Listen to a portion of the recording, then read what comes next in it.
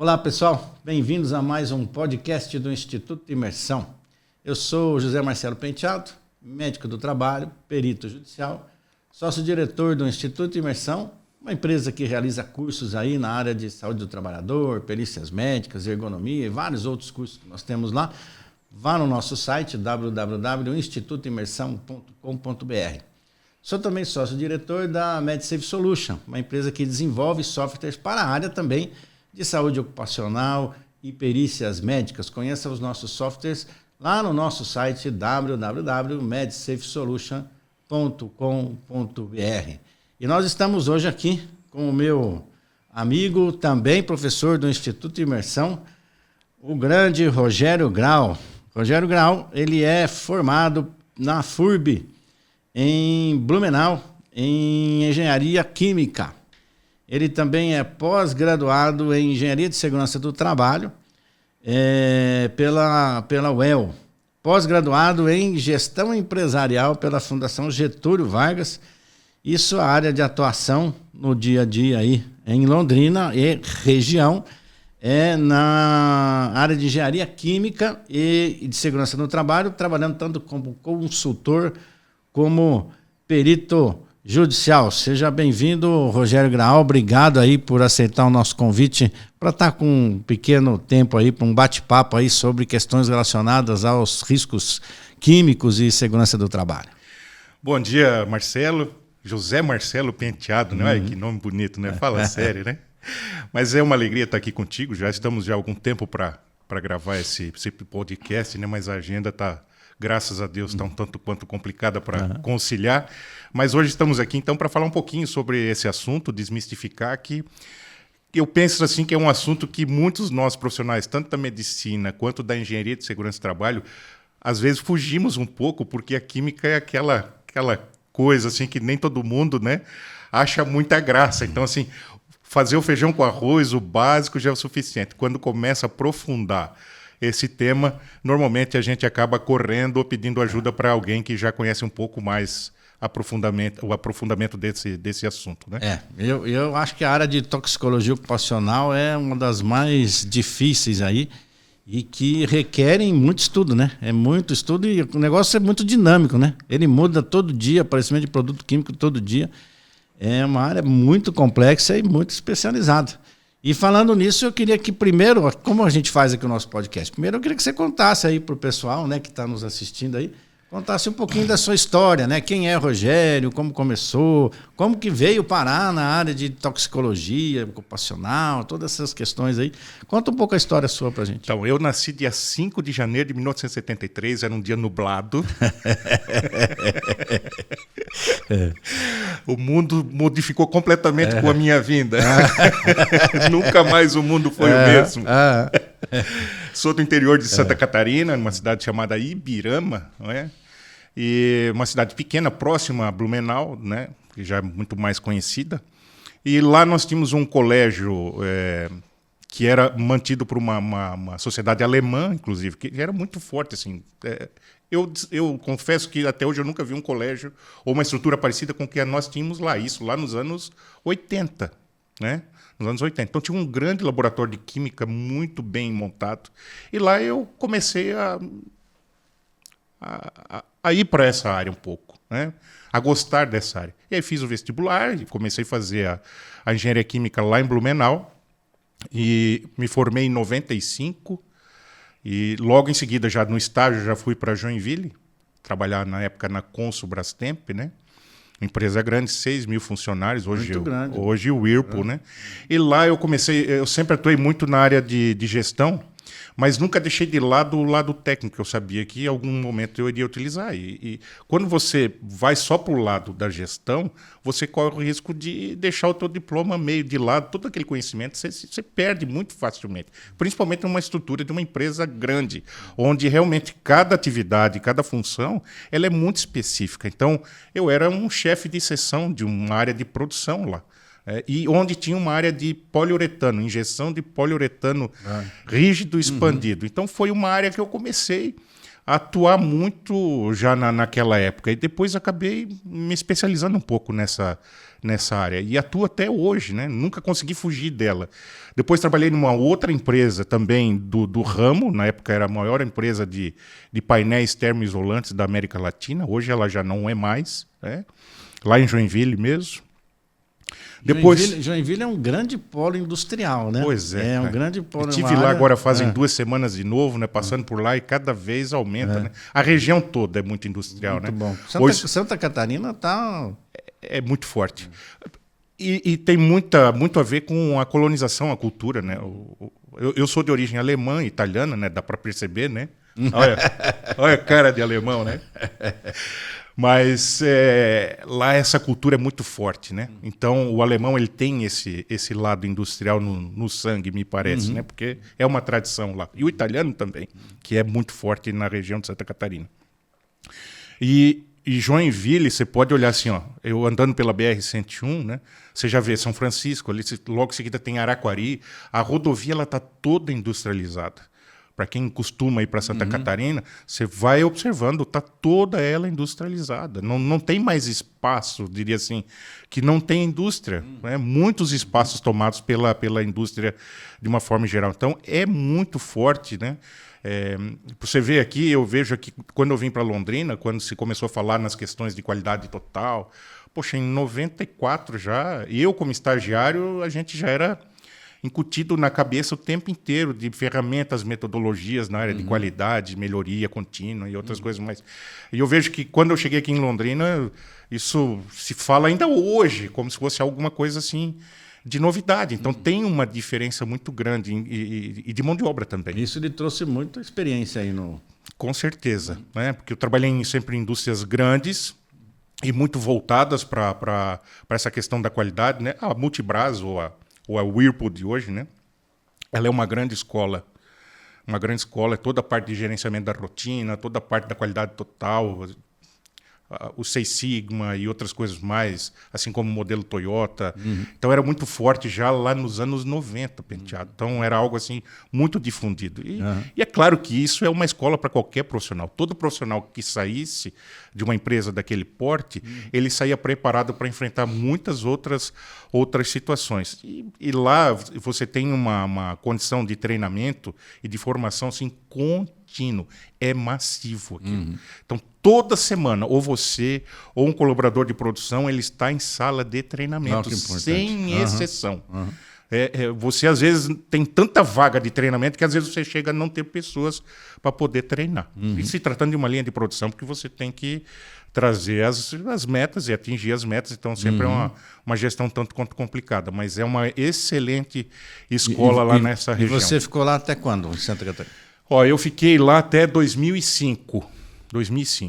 Então, justamente por causa dessa minha área de atuação, na área de injeção de poliuretano, o poliuretano ele tem muitas áreas. Então, a gente, quando fala de poliuretano, é muito específico mesmo. Então, hoje, eu tenho um conhecimento na área de injeção de poliuretano rígido, expandido, sistema descontínuo. Olha só.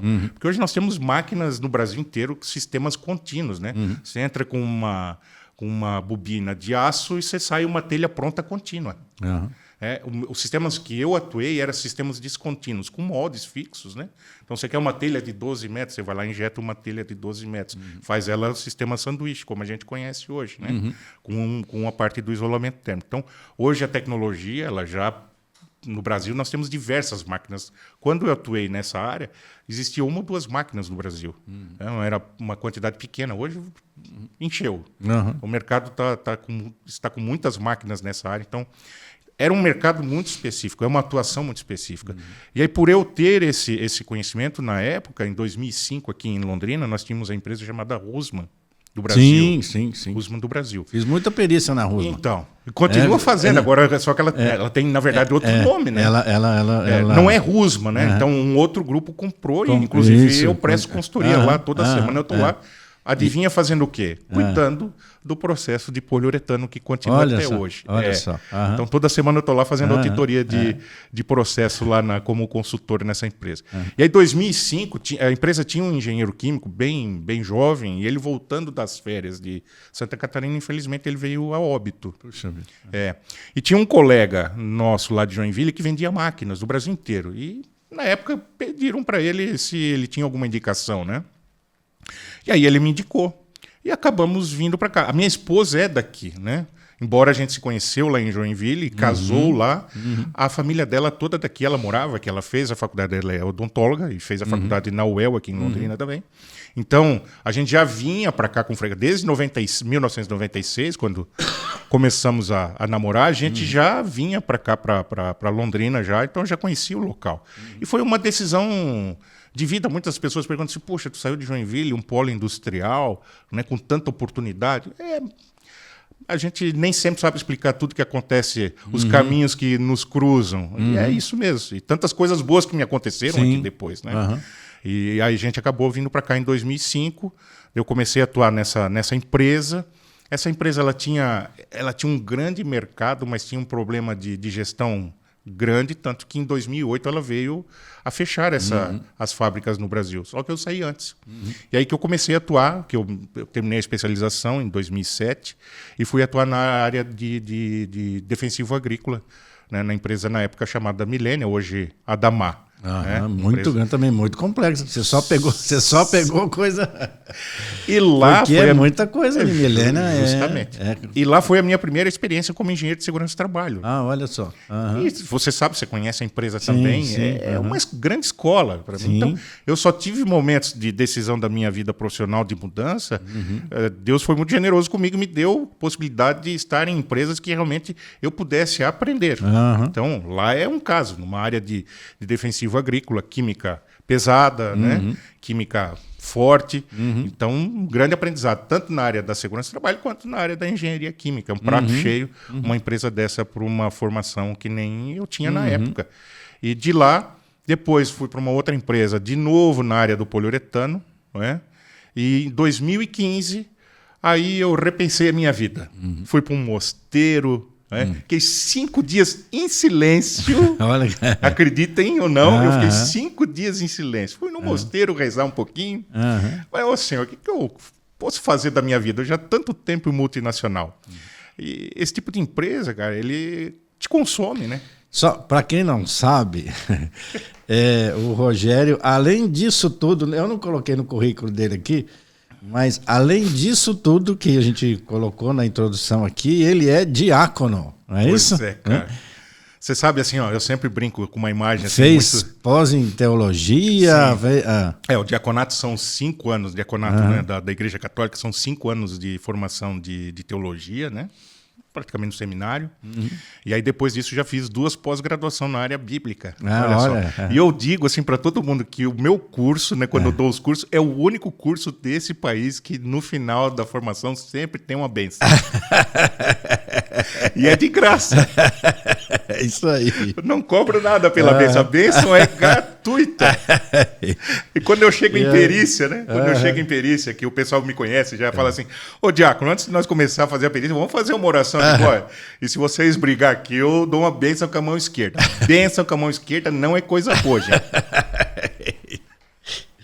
Muito bem. E aí você, então, reviu aí, fez essa revisão de vida, né? Em 2000, e aí foi para a área... 2015, aí de consultoria. Previdenciária também, você começou a fazer bastante perícia, eu iniciei com a perícia na área trabalhista e depois eu migrei também para a área previdenciária, porque é uma carência, né?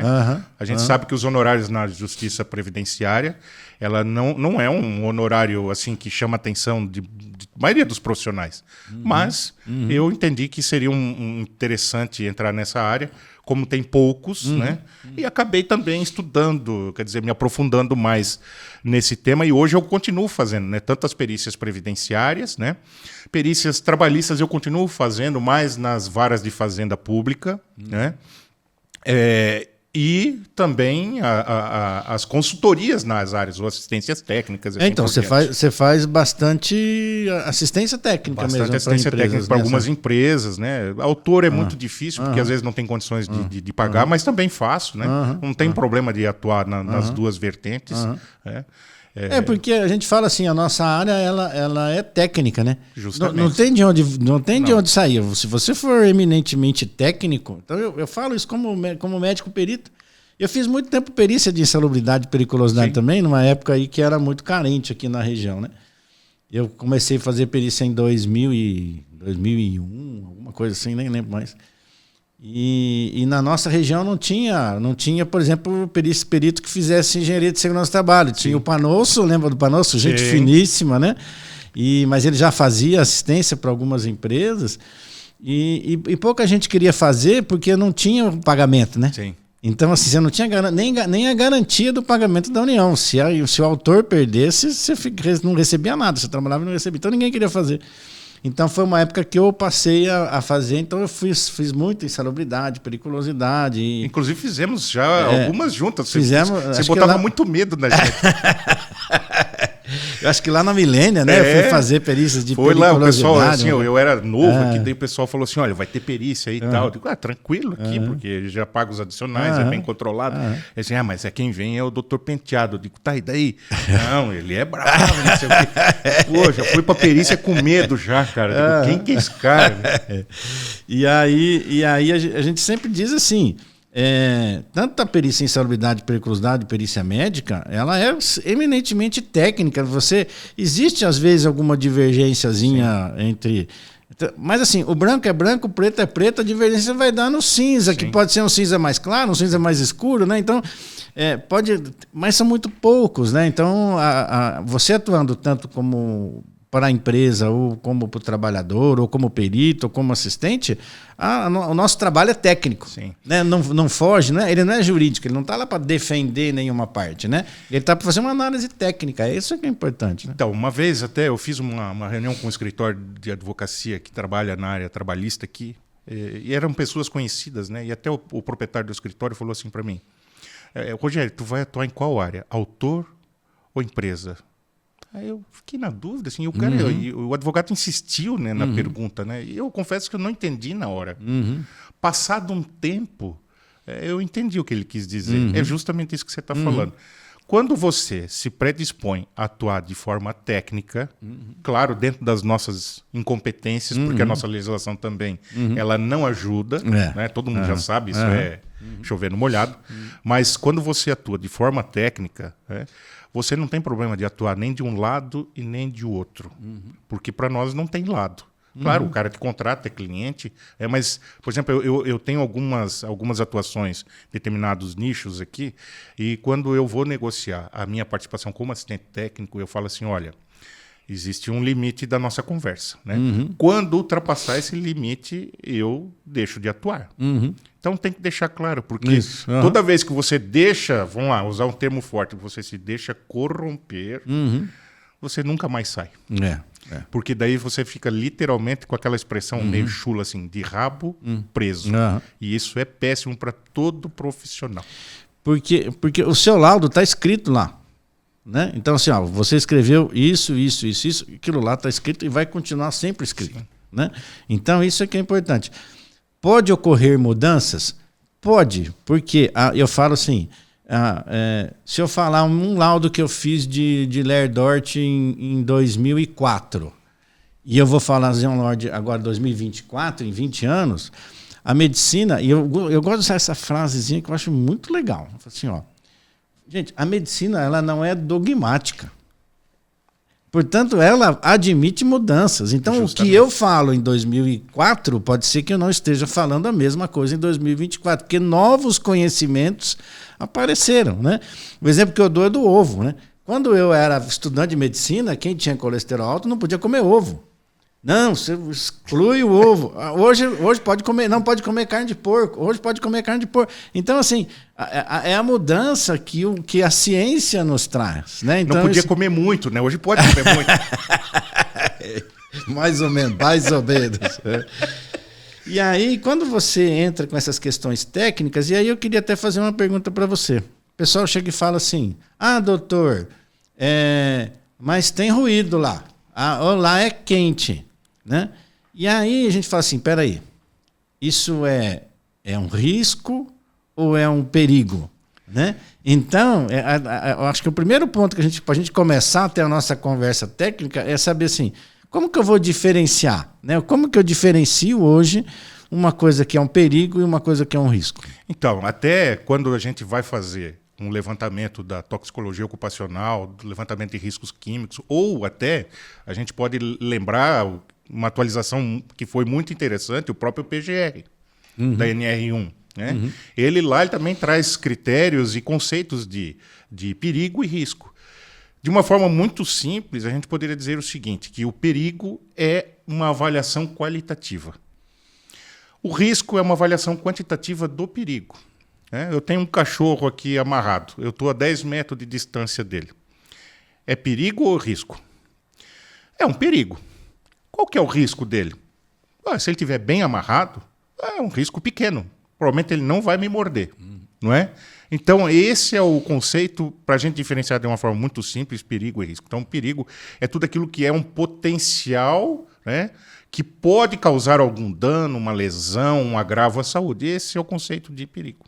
Agora, o risco, eu tenho que, então, pegar esse perigo e avaliar se realmente é a probabilidade que ele tem de que isso aconteça. Esse agravo, essa lesão ou qualquer coisa parecida em relação a esse perigo, se realmente ele tem potencial de causar danos. Então, toda vez que você vai fazer uma avaliação de risco químico, é importantíssimo você ter esses dois conceitos bem alinhados para que você possa se pronunciar a respeito daquela situação. Às vezes eu vejo muito, Penteado, às vezes aquela perícia assim, mal feita ou aquele levantamento mal feito, né? Dessa semana eu estava num cliente e vi uns laudos, né? A justiça pediu para ele apresentar um laudo, um LTCAT, né? Previdenciário, claro. E aí eu fui olhar os laudos que foram emitidos em 2021 e 2022. Recente. Primeiro que o profissional que assinou não era habilitado para tal. Segundo, 2021 e 2022, utilizando normas equivocadas, exemplo do calor. O calor mudou em 2019. 2019. O profissional estava usando a norma antes de 2019, em 2022. Eu falo assim, gente, que mundo que ele está. É triste ver isso, né? Mas eu falo assim, a mesma coisa com o risco químico. Qual é a primeira pergunta quando alguém vê um risco químico? Assim, me vê a FISPIC. Legal, é um começo para que você possa, então, identificar esse risco químico, mas não é o suficiente. Né? Então, eu percebi que eu tenho um potencial dano. Eu identifiquei um perigo. Qual é a segunda etapa? Identificar o risco, qual é a probabilidade que isso aconteça. Só botando um apêndice aí, que eu acho que é interessante, não é ainda na área da química, mas na área da física, você falou do calor, e eu tenho um sério problema com algumas perícias realizadas pelos colegas aí de umidade. O tema, né? Então, você pega lá, e eu queria fazer essa questão até para mostrar a importância que deve ter dentro de uma empresa, que é a relação do engenheiro de segurança com o médico do trabalho e com o fisioterapeuta. O trabalho ele tem que ser transdisciplinar. E nós temos que conversar entre nós. Né? Eu já pego ainda, infelizmente, na região, chega lá, o que é? Camareira de hotel. Camareira de hotel, o que a senhora faz? Eu lavo o banheiro. A senhora lava banheiro? Lava banheiro. A senhora usa água? Usa água. Adicional de insalubridade por umidade. Né? Tá. Essa água que ela falou que ela lava é um perigo. Sim. Água é um perigo. Eu vou analisar se ela é um risco a depender do quê? Quanto de água que utiliza, qual o tempo de exposição, quanto tempo ela fica com a mão dentro da água. Para quê? Porque o anexo 6 da NR15 vai dizer lá que é umidade capaz de causar doença. Acho que é 6, né? Não, é o 7. Não, O 6 é pressão hiperbárica. Tá. É o 7. Tá. 8 é vibração, 9... Não, é o 9. Umidade é 9 e frio é o 10. Tá, eu não sei. Bom, por aí. Aí vai lá, ele diz lá o seguinte, é a capacidade de que seja capaz de causar doença. Então não é o contato com a água, porque a água não causa doença. Sim. A água, inclusive, a gente faz higienização da mão com água, né? Você lava água, sabão, etc, né? Então vai depender do quanto. O quanto eu tenho o que a gente chama de mãos de imersão, eu fico com a mão dentro da água que vai ficando minha pele toda frágil, eu tenho mãos de imersão. Eu tenho aí uma provável insalubridade por contato excessivo com água. Aí eu já estou falando de risco. Sim. Né? Então não é qualquer contato com água, né, que seria, né? Estava falando da FISP. Então, e esse conceito que tu usou na umidade, embora o nosso critério legal né, ele seja qualitativo, mas aí tem uma questão que você sempre insiste quando você fala tanto de frio, quando você fala de umidade, que é extremamente interessante. Qual é o critério para a insalubridade? Possível dano à saúde. Certo? Então, qual é o possível dano à saúde? E aí, talvez de forma intrínseca, e que a gente acaba não interpretando, entra o risco. Entra o risco. Coisa que daí outras legislações trazem de uma forma mais adequada. Mas a nossa legislação, a grande parte é de 1978. O que mudou de lá para cá? Vibração. Mudou... O calor agora, recentemente, né? E está para ter outra mudança de novo, né? Já está em discussão. O que mais? Ruído não mudou. Tanto que tem essas dificuldades de avaliação de ruído por causa de normas, né? De metodologias, né? Ruído não mudou. Radiação não ionizante não mudou. Radiação ionizante mudou porque atualizaram as normas do CENEM. Né? Então, toda a normativa de radiação ionizante está ligada diretamente com as normas do CENEM. Elas tiveram, sim, atualização. Vibração, ok, é novo. Frio e umidade. E, aliás, foi muito boa a norma de vibração, vibração de mãos, corporal total, né? Já são normas atualizadas. Né? A gente passou por um tempo aí muito ruim, né? De que o pessoal era tudo qualitativo, justamente. Né? E agora não, agora... E quando a gente vai falar de anexos químicos, então é uma maravilha, né? Anexo 11, 12, o 13... Fala a verdade, eu vou olhar para aquela câmera, Penteado. O 13, eu tenho certeza que é um dos anexos mais amados por muitos colegas que atuam na área da perícia, não é? Não dá para fazer o 11, o que a gente faz? Enquadra no 13. Olha que beleza, Penteado. E se livra do problema. E enquadra de maneira errada, fazendo de conta que não está entendendo o que nós estamos falando. Justamente. Vou dar um exemplo lá. Chega lá e fala assim, tinha contato com thinner. Ok? Contato com thinner. Tá. Então, hidrocarboneto aromático, exposição... Tá. Do que está composto esse thinner? Uma série de... tem chileno e tolueno. Meu amigo, se tem chileno e tolueno... É anexo 11. É anexo 11. Você tem que fazer a medição do ambiente de trabalho. Justamente. Entendeu? Mas faz de conta que não é com ele. Não é. Não, enquadrei lá e tudo bem, né? Até deixa eu voltar aqui, né? A gente vai e volta, né? Porque lembra de histórias, né? Quando eu comecei a atuar como perito da Justiça Trabalhista, é difícil entrar, né? Você sabe, né? Na época que eu entrei já tinha muitos profissionais atuando. Então, mas eu entrei. E aí, quando eu fiz os meus primeiros laudos, eu fui apresentar os meus laudos em outras varas, né? Que eu não atuava ainda. E aí um diretor da vara trabalhista, ele olhou e tal, e falou assim, olha, Rogério, teu laudo é bom, mas tem um problema. Mas qual que é? Me fala aí que eu já, novo no assunto, né? Eu digo, vou melhorar, né? Ele assim, então, tu identifica anexo 11. Aí eu espantei, eu digo, tá, mas esse produto químico é anexo 11. Mas para nós não interessa, porque dá muito trabalho. Nós queremos que você identifique no anexo 13, iguais os outros colegas seus. Eu olhei para ele assim, cara, eu sou muito sistemático nessa parte, né? Eu falei, então vamos fazer o seguinte, segue com eles, eu vou fazer o meu laudo assim. Se aceitarem ou não, paciência. Né? Então é muito difícil. Mas a NR, ela tá para fazer uma mudança aí, né? Mas a gente nunca sabe, né? Nunca sabe. E aí a gente falou agora, disso, a gente falou até agora fazendo um gancho aí, né? A gente falou do thinner que usa solvente, que tem chileno, que tem tolueno e não.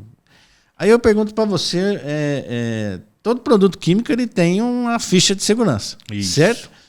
E qual que é a importância dessa ficha e como é que eu faço para utilizar ela aí nessa avaliação do risco químico? Então, como eu estava te falando, a ficha não é o único instrumento quando você vai fazer um reconhecimento de produto químico. É um dos. Né? E você comentou agora há pouco mesmo. O que é importante quando nós vamos fazer essa avaliação? Conhecer o produto, identificar o produto, mas principalmente que eu acho que é a grande deficiência, Marcelo, é o processo. Quais são as transformações que acontecem desse produto lá no meio? Já vou voltar na FISPIC, tá? Quais são as transformações que acontecem? Quais são as atividades, as tarefas? Se existe um aquecimento, como que é aplicado?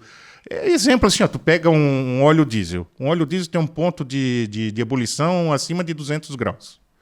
Acima de 200 graus, teoricamente, eu não vou ter praticamente problema respiratório com esse produto. Né? Não chega nem a temperatura ambiente, próximo. E aí tu chega lá e fala assim, o que ele fazia com esse óleo diesel? Eu aplicava com pincel. Então eu vou fazer... Ele tem problema respiratório? Evidentemente que não. Não tem problema respiratório. Tu pode ter problema dérmico, certo? Sim.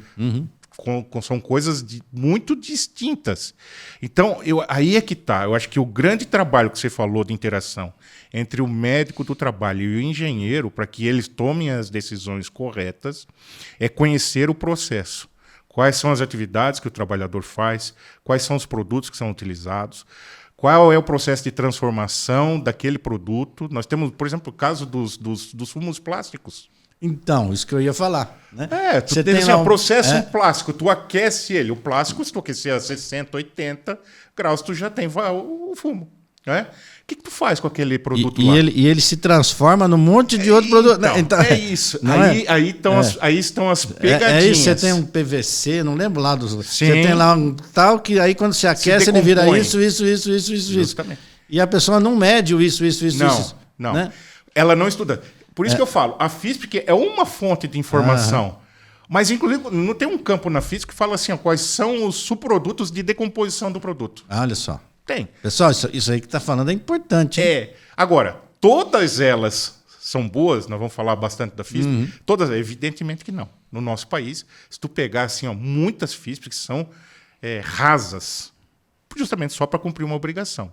Mas vamos falar das fontes. Então, assim, antes de entrar na FISPIC, não esqueça, assim, identifiquei um risco, conheço o processo. Inclusive os produtos finais, os resíduos, o que vai dar daquele subproduto, não é? Para que, se tem alguma proteção coletiva, o tempo de exposição, você falou agora da água.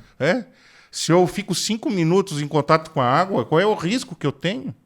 Às vezes, um risco químico que eu identifico, que a pessoa tem lá uma exposição de 5 minutos, eu vou avaliar qualitativamente. Às vezes nem necessário por causa dessa identificação. Então, tem que haver um bom estudo desse processo para que você possa tomar a decisão correta. E aí sim, um dos instrumentos para que você possa fazer isso é através da FISPIC, que por enquanto é FISPIC.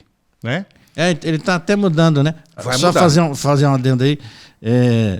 Tudo é veneno, nada é veneno. Então, a diferença é a dose, né? É dose. E o tempo de exposição. Justamente. Então, já dizia Paracelso. O Paracelso parou na dose. A gente avança no tempo de exposição, né? Então, o Paracelso, né, falava assim, Paracelso era um químico, matemático, era tudo lá, né? Médico, etc. Tudo é veneno, nada é veneno, depende da dose. Isso. E do tempo de exposição. Com certeza. Isso, inclusive, na ergonomia, tá bom? Então, não é só no produto químico, não, e físico. Inclusive, está relacionado na ergonomia. O documento está passando por uma mudança, né? Essa FISPIC que você falou. E como que ela está? Onde que ela está regulamentada aí nas normas? Ela está regulamentada, se você pegar a NR26, né? Ela tem lá, ela fala sobre rotulagem de produto químico e outras coisas mais. Então ela fala que o sistema tem que ser através do sistema de identificação GHS, que é o sistema globalmente harmonizado. Tá? E o sistema globalmente harmonizado, hoje, ele está baseado na NBR 14725, que é uma releitura das normas internacionais, né? Principalmente a norma europeia. E aí muita gente, hoje eu vejo ainda muitas indústrias de identificação com sistema de diagrama de Rommel e outras coisas mais. Gente, isso aí já caiu por terra faz tempo. Então isso é uma desatualização do teu sistema de identificação. Isso aí não é regulamentado pela norma trabalhista. Então a NR26 chama o sistema globalmente harmonizado.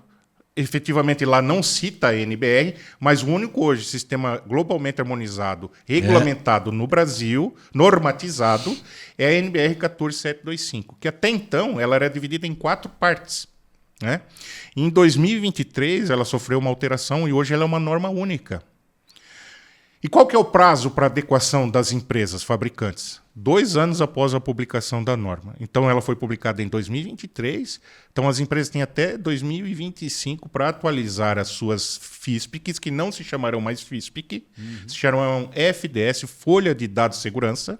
Olha só. FDS, imitando um pouco o termo em inglês, né? MSDS, Material Safety Data Sheet. É a mesma coisa. Então, ficou FDS. Né? E então eles têm prazo até 2025 para atualizar o documento de acordo com a norma nova. Inclusive, eu sou responsável técnico de uma multinacional grande no Brasil. Estou indo agora para a região de Campinas semana que vem, justamente já para discutir e formatar um documento, né, para que a gente repasse isso para os nossos fornecedores de produtos químicos, já dizendo para eles, alertando do prazo de atualização e qual a norma. Porque assim, Petiato, quando tu anda por aí, pega uma FISP para tu ver. Não, eu já vi FISP que pelo amor, né? Só para cumprir tabela. Então, e quando tu identifica isso, o que tu faz? Tu tem uma série de outras fontes que tu pode consultar para ter uma informação boa, né? Você tem o CAS, você tem outros órgãos que você pode consultar. Você tem que olhar na FISP qual que é o caso do produto. Isso. E aí você vai buscar o CAS. E muita gente fica parado na FISP. Justamente. Né? Mas na verdade você tem que fazer... Não é a única fonte. Não. Você tem que ir lá atrás do CAS tal. E tem muitos sites na internet. Eu até vou colocar aqui, viu, pessoal? Uns links aqui no nosso podcast. Embaixo do podcast eu vou colocar uns links de local de busca importante do CAS, né? Que vocês podem fazer as buscas desses produtos químicos aí. E é interessante porque quando tu busca um documento mais efetivo, o que você usa muito da FISP? A FISP tem 16 campos. E eu diria que hoje, quando eu vou fazer uma análise de FISP, baseado com todo o aprendizado que eu já tive e experiências, eu confesso para você que eu olho os 16 campos. Né? Desde a composição, os riscos, as propriedades físico-químicas, que é fundamental. Porque lá tu vai ver o quê? pH, ponto de fulgor, você vai ver pressão de vapor, você vai ver ponto de ebulição, quer dizer, todas as características fundamentais para você tomar uma decisão adequada. E se você não tiver... Você pega muitas FISP de produtores nacionais, está lá, NA. Mas como NA? É não aplicável, né? Você deixa de ter informação importante que você precisa. Um produto é lipossolúvel. Por que é importante? Eu posso ter absorção pela pele. Então, qual é? Ele é polar ou é apolar? Se mistura, porque... A água dissolve água, né? Polar dissolve polar e a polar dissolve a polar. E assim vai. Então, quantas informações? Se é um produto cancerígeno, então tu precisa ter uma FISP atualizada para você ter uma informação correta. Só para você ter ideia, em termos de critério legal, nosso anexo 11, nós temos 152 produtos catalogados no nosso anexo 11, com um critério legal, limite de exposição. E quantos produtos químicos a gente tem? No CAS, do CAS, 280 milhões. Nossa. A cada dia se cadastram mais ou menos 14 mil novos produtos químicos. E aí, como é que tu faz com isso? Quer dizer, tu não tem critério legal. Eu lhe pergunto, o que você faz? Tu não tem critério legal suficiente para tomar. É claro que quando eu falo de critério legal, esses dos 150 é para fins de caracterização de insalubridade, tu não precisa ficar amarrado com eles. Quando tu vai trabalhar na toxicologia ocupacional, efetivamente na prevenção de doença, aí sim você pode utilizar a CGIH e outras informações mais atualizadas, né? Porque hoje você tem produtos químicos que estão listados no anexo 11 com limites de tolerância extremamente altos para para a nocividade deles que se conhece atualmente. E às vezes você está cometendo um erro de avaliação grave em termos de toxicologia. Eu posso dizer que essa água aqui, o meu limite de tolerância é 100 ppm. Né? Aí eu vou ver lá na CGIH, ela está dizendo, olha, não é mais 100 não, isso aqui é 20. Olha a diferença. E tem muita diferença. Muita né? Se diferença. você pega que a nossa norma é de 78. 78. O anexo 11, né? Isso. Hoje você tem muita diferença com a CGH. E assim, estudos avançados, né? Dizendo, olha, o critério, né? E aí a gente já entra na questão daí efetivamente do risco, né? Avaliei a minha FISPIC, eu avaliei o meu processo. Realmente eu tenho necessidade de avaliar quantitativamente, qual é o critério que eu uso. Então, eu tenho ou a NR15 ou a CGIH e outros critérios que a gente pode utilizar a nível mundial. Mas a nossa norma ela é extremamente pobre, né, com relação a critério legal. Mas eu não preciso ficar restrito a esses critérios legais. Eu posso, sim, então, buscar para fins de programa de gestão de risco e assim adiante, eu posso buscar outras normativas para que eu possa basear no meu trabalho e dizer efetivamente, isso é um risco, então eu vou avaliar quantitativamente esse agente químico aqui para eu entender efetivamente qual é o potencial de dano à saúde do meu trabalhador. E aí eu posso utilizar a CGIH e outros modelos que vêm pela frente. E o pessoal precisa entender, é um outro equívoco que às vezes eu vejo que, legislação de insalubridade é uma coisa. Gestão de risco químico na empresa é outra coisa completamente diferente. Completamente diferente. Eu vejo, não sei se você tem essa experiência também, às vezes no PPRA lá da empresa, agora é o PGR, né? Mas lá na época do PPRA, ficava-se limitada a avaliação de risco químico do que tinha lá no 11 e 13. Né, quando, na verdade, tinha muitos outros produtos químicos no ambiente que não deixava-se para lá, porque não está no anexo 11 e nem no 13, então eu não vou nem ver. Né? E o que é um equívoco, né, porque o trabalhador pode estar ficando doente. Né? E quando você pega hoje risco químico, eu até comentei com você, o Brasil precisa atualizar, né, a NR15, né, precisa... Não, ele não tem que atualizar nada porque ele não vai conseguir. O pessoal que é da legislação precisa entender que ele não vai conseguir atualizar a NR15. O que ele tem que fazer é remeter os riscos químicos da NR15 à CGH, por exemplo, ou alguma outra legislação internacional que vai estar sendo sempre atualizada, porque o Brasil não vai ter condição. A gente tem que entender que não temos como fazer. Né? Nós não vamos ter estrutura para isso. Então, simples assim, remete NR15, anexo 11 da NR15, remete a CGH. Olha na CGH e vê o que tem. Acabou, se for insalubre, se não tiver insalubre, limite, nível de ação, etc. Acho que é a maneira mais fácil e mais rápida de... Pela agilidade do nosso sistema legislativo, né, a gente não vai conseguir nunca. Não. Né? Nós estamos aí em 1978, já são quantos anos? Bastante, não é? E aí o que você falou faz total sentido. É que nem aquele fluxograma de processo. Identificou risco químico? Sim. Estudou o processo? Ok.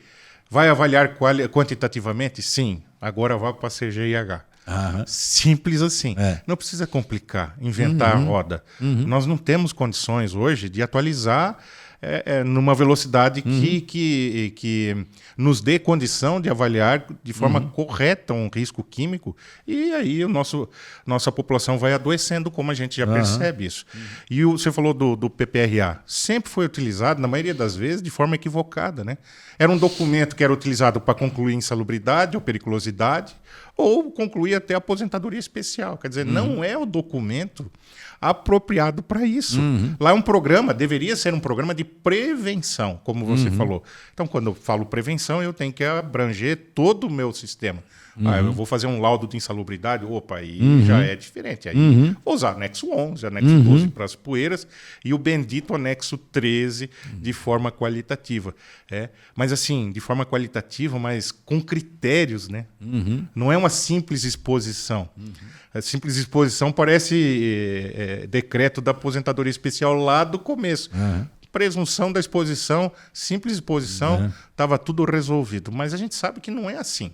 É completamente diferente. Você precisa realmente ter tempo de exposição, forma de absorção, qual é a parte do corpo que vai absorver, que vai ter contato. É todo um estudo que faz parte da toxicologia ocupacional. Senão, é uma mera constatação de um agente químico e dizer, ó, está exposto, é prejudicial. É muito simples, né? Isso aí qualquer profissional consegue fazer. A minha avó fazia. Minha avó fazia. Ela sabia que determinados produtos faziam mal para ela. Né? Ela tinha essa sabedoria, não precisava nem estudar. Já fazia parte da sabedoria humana. Sim. E assim a gente vê com os documentos e na identificação dos riscos químicos. O PGR já foi um grande avanço, né? Eu assisti várias aulas do Gilmar Trivelato, lá da Fundacentro. Tem o pessoal que está nos assistindo. Gilmar Trivelato é um cara que sabe muito, né? E assim, e tem uma didática também espetacular. Fico até com vergonha perto dele. Um abraço aí ao Gilmar. E ele tem várias aulas gratuitas, inclusive, que ele dá pela Fundacentro, e ele deixou bem claro essa questão que o PPRA, durante muitos anos, era um documento de gaveta, né? Isso. Era assim, tem que renovar o PPRA. Renovava o PPRA, entregava, colocava na gaveta, o ano que vem você volta aqui para renovar o PPRA. Né? E que não era para ter sido assim, né? Mas o PGR hoje já, né? O que você pode nos dizer aí com relação a essa evolução que nós tivemos aí na segurança do trabalho em relação ao PGR, que inclusive trouxe a questão da ergonomia, que também era colocada de lado, né? Então, quando tu fala de ergonomia, eu tenho até medo. Né? Quando eu falo ergonomia, eu lembro de você e do Samuel. Né? Se algum cliente vem falar assim, tu faz a parte dele, não, pelo amor de Deus, não é para mim. Mas o que é interessante, e o que eu falei lá no começo aqui do nosso podcast, que eu vejo do PGR, o PGR ele trouxe, com atrasos, evidentemente, critérios e metodologias lá dos conceitos da qualidade total, do gerenciamento da rotina, lá de trás. Porque ele fala no ciclo PDCA. Pô, isso aí é coisa quando eu aprendi lá em estagiário em 1994, não é? E que estou vendo no PGR agora. Então eu vejo que o PGR é uma metodologia, né? Não é uma ferramenta. A gente confunde metodologia com ferramenta. Ferramenta é uma coisa. Tu tem uma chave de fenda. Tu pode fazer muitas coisas com ela. Não é? Ela é uma ferramenta. Tu pode apertar parafuso, tu pode fazer uma limpeza de uma superfície com a ponta. Né? Agora, quando tu conhece a metodologia efetivamente de utilizar aquela ferramenta, tu vai utilizar ela de forma adequada. Então, existe essa grande diferença. E o PGR, então, ele traz essa novidade de ser realmente uma metodologia para gestão de risco. Gestão de risco. Né? E todas essas etapas. É claro que ainda nós vamos ver muitos PGRs de gaveta, até efetivamente mudar esse panorama, esse cenário. A gente sempre tem esperança que a humanidade evolui, né? Darwin já falou, né, cara? A espécie ela sofre uma evolução. Então eu tenho assim uma esperança do fundo do meu coração que nós, profissionais da área da segurança e medicina, possamos também ter uma evolução da nossa espécie, né? E que a gente comece a tratar aí esse documento de forma séria.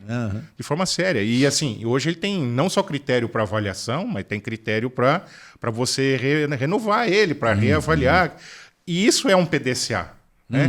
Você foi, avaliou, né? Você quantificou, você fez ações, você vai lá e verifica. Esse é o PDCA. O planejamento, o realizar, o executar e o cheque. Deu o primeiro giro, daqui 1 ano, 2 anos eu vou revisar ele, vou dar um outro giro. Isso é a metodologia do PDCA, né? Do gerenciamento da rotina que a gente fala. Então, o PGR ele colocou esse tipo de metodologias e ferramentas para que auxilie o profissional da área da segurança a fazer um documento assim decente. Né? Vai ter documento de gaveta ainda? Evidentemente que sim. Né? Por quê? Porque tanto o profissional quanto a empresa, quando não identifica uma real importância daquele documento que ele está prevendo. E aí nós vamos entrar num outro assunto, né? A empresa ela não percebe ou ela não faz o estudo do que ela paga hoje pela ineficiência na área da segurança dela. E aí nós vamos entrar nos FAP da vida, né? os impostos que você paga por você causar acidentes ou doenças do trabalho no teu trabalhador. Quer dizer, isso é um custo. Esses dias eu estava estava fazendo uma avaliação de uma empresa onde eu comecei a puxar isso da empresa. O FAP dela é 1,35. Falei, olha, no mínimo a tua ineficiência é de 35%. Que tu está pagando a mais. Né, dentro do teu processo, no mínimo. Você pode reduzir ela muito mais. Agora, tem um custo. Quanto custa isso aqui para você, anualmente, 35% a mais de imposto que tu paga no teu FAP? Não é? Então, aí vai longe essa questão do PGE. E não é coisa de R$1.000, não. É coisa de milhões, né? Empresa... Depende do tamanho da empresa. Essa questão do FAP, eu acho que você também trabalha nessa parte de consultoria, né? E nós temos duas também de médicos, nós temos duas pessoas aí, que eu também peço para vocês até acompanharem aí eles, é o Gustavo Nicolai e o Paulo Reis, né? Também são médicos e que têm atuado de uma maneira muito eficiente nessa questão do FAP, de prevenção também. E aquilo que a gente fala, eu sou médico, mas eu tenho que trabalhar com você, engenheiro, né? Não adianta eu querer trabalhar sozinho que eu não vou resolver o problema. Dentro da área da NR7, eu sempre falo isso. Acho que o pessoal já deve estar cansado de escutar eu falar isso no podcast. Porque eu falo assim, tá lá no item 7.5, alguma coisa lá da NR7 que diz o seguinte. Quando eu identifiquei, por isso que eu quero chegar até no que você falou do PDCA aí, ó. Eu quero chegar nesse ponto aqui. O que você propôs para a empresa não significa que vai dar certo, né? Pode acontecer que várias outras situações nesse meio do caminho, né, que falam assim, olha, eu programei isso, mas espera aí, vou ter que revisar, né? Não está sendo bem por aí. Então é por isso que é um documento contínuo, né? A gestão é uma gestão contínua. E aí esse trabalho entre médico e engenheiro está lá na NR7, nisso que eu vou te falar, que está dizendo o seguinte. Eu encontrei lá uma alteração de exame, uma possibilidade de ser uma doença ocupacional. O que o médico tem que fazer? Orientar a empresa a fazer a abertura de CAT. Isso significa que não é o médico que abre a CAT. Quem abre a CAT é a organização. Mas eu, médico, tenho que fazer um documento dizendo o seguinte, organização, emita esta CAT. 2, afastar o cara do risco. Sim. Não é mandar para o INSS. Entendeu? Eu afastar ele do risco. Por que eu estou dizendo isso? Porque muitas pessoas vão para o INSS sem ter necessidade de ir no INSS. Porque eu posso tirar ele daquele risco que ele está, vou fazer o tratamento e ele vai tocar a vida dele e vai continuar normal. Porque é um problema quando você afasta um trabalhador para o INSS e um problema até para o retorno dele desse afastamento. Não é possível? 3, encaminhar o INSS para avaliação do perito médico federal para saber se tem indicação de ficar afastado por 1 mês, 2 meses, 3 meses, 1 ano, quanto for. Né? E 4, reavaliar. Está lá, né? Item D, reavaliar o risco ocupacional junto com o SESMIT. E eu não tenho visto isso em empresas em que existem especialmente distúrbios osteomusculares relacionados ao trabalho, em que vai para o INSS, abre a CAT, afasta por B91 e o risco continua lá. E são muitas vezes riscos evitáveis. Então, olha só, o PDCA, lembra que eu falei metodologia? Então, lá na fase do PDCA, que é o check, né? Você verificou. Quer dizer que todo não, mas parte do teu planejamento e as ações que você planejou não deram certo. Alguma coisa saiu fora daquilo que você planejou, daquilo que você colocou como ação específica para aquela atividade. E aí é claro que existem muitos modelos, né? Mas assim, especificamente eu trabalhei com modelos dessa forma. Aqui eu tenho uma anomalia, né? Você registrou essa anomalia, ok? Agora vamos tratar ela. Eu começo a fazer tudo de novo dentro daquela atividade. Vou revisar aquela atividade. Se as minhas ações de mitigação funcionaram, se a minha identificação dos perigos foram adequadas. Será que eu esqueci de identificar algum perigo que eu não vi?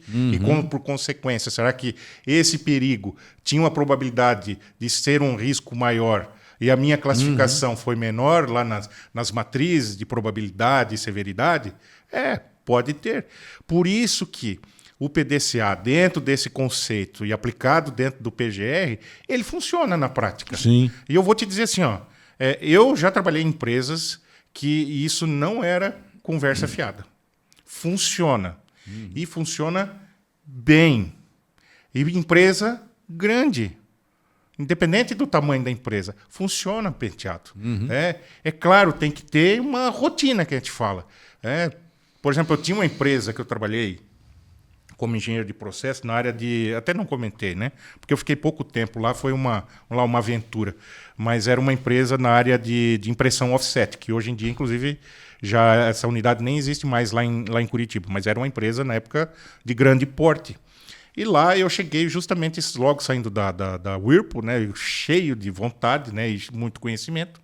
E lá a gente implantou o sistema do gerenciamento da rotina.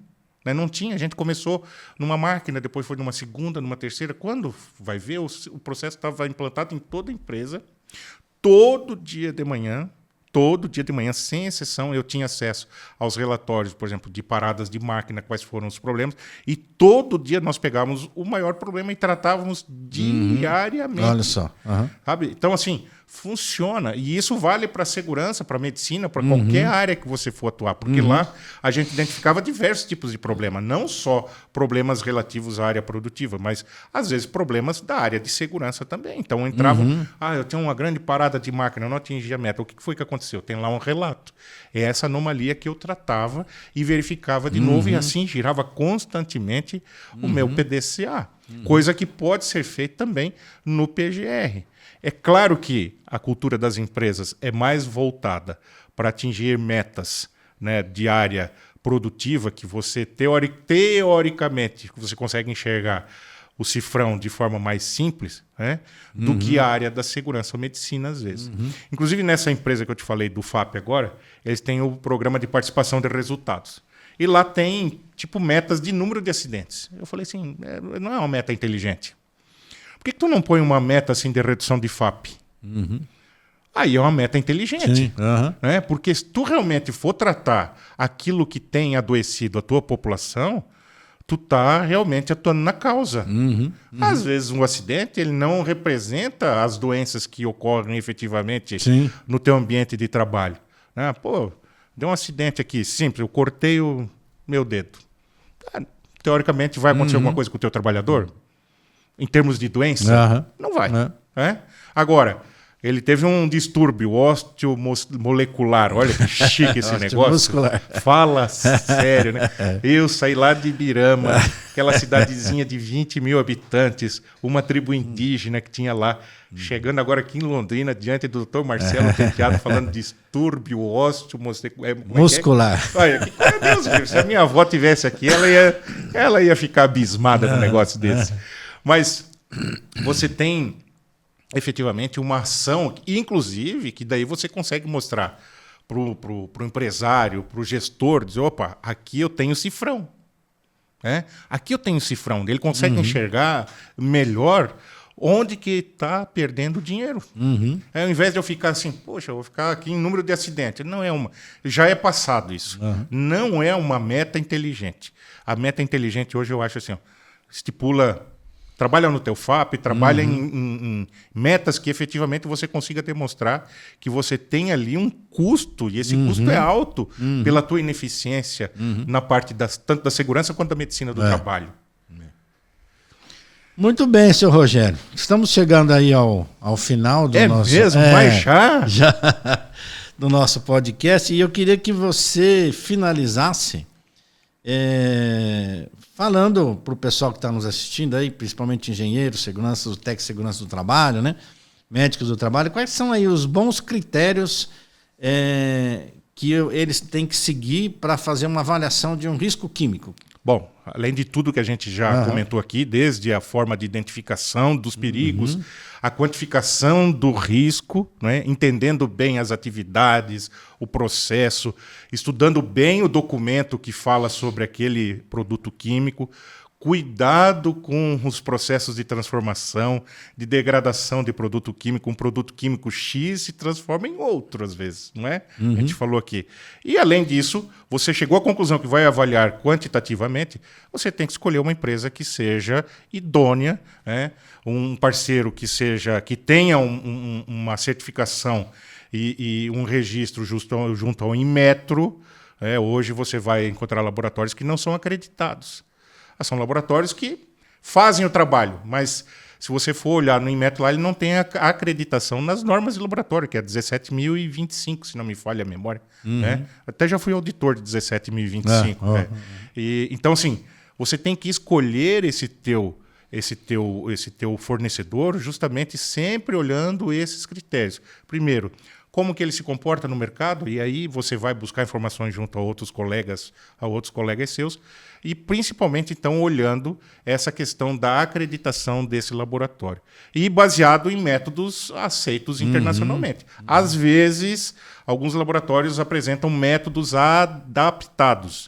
Eu tenho um certo receio com isso, porque legalmente você pode enfrentar algum tipo de dificuldade quando você apresenta algum método adaptado. Eles pegam um método original, OSHA ou outro método, e aí eles adaptam para a realidade deles, mas aquele método não está acreditado internacionalmente, né? Não é aceito internacionalmente. Então, isso é um problema. Então, observe bem isso para que você faça, então, efetivamente, uma boa avaliação quantitativa e depois, com esse dado na mão, para que você tome a decisão adequada, seja a nível de proteção, a nível de mudança de processo, o critério daí você vai utilizar, principalmente baseado nos limites de exposição ocupacional, né? Não use para avaliação de toxicologia os critérios legais do nosso anexo 11, use outros critérios que são mais acertados, daí sim, para que você tome a decisão adequada para mitigar esse risco ocupacional do teu trabalhador.